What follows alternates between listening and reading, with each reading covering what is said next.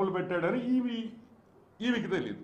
So ఒకరికి తెలియకుండా ఈ కంపెనీలో ఆల్మోస్ట్ 100% షేర్లు వీళ్ళయ్యాయి.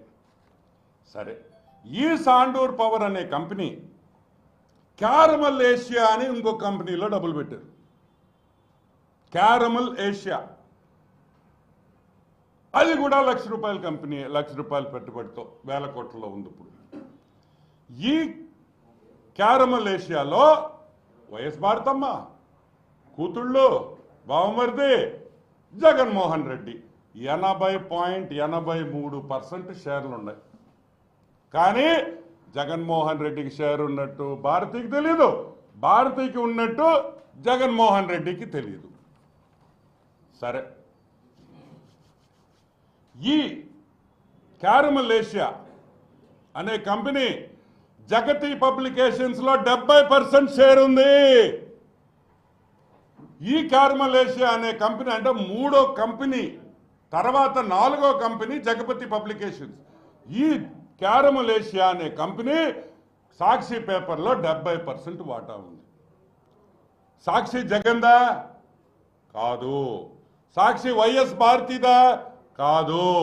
సాక్షి వైఎస్ హర్షినిదా? కాదు.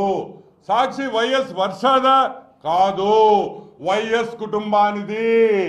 కంప్లీట్ వైఎస్ ఫ్యామిలీలో అందరికీ సాక్షిలో వాటాలు ఉన్నాయి. ఈరోజు మేము అడుగుతున్నాం, సిగ్గుందా మీకు అని అడుగుతున్నా. వైఎస్ కుటుంబానికి సిగ్గుందా?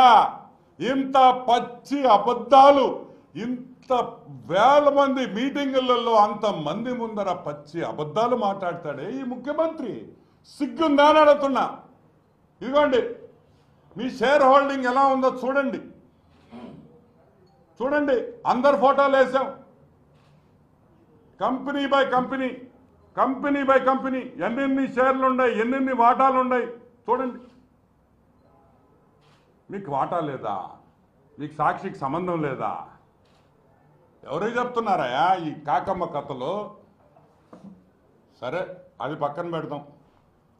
మొన్న మా aunty Vimala aunty, YS Vimala Reddy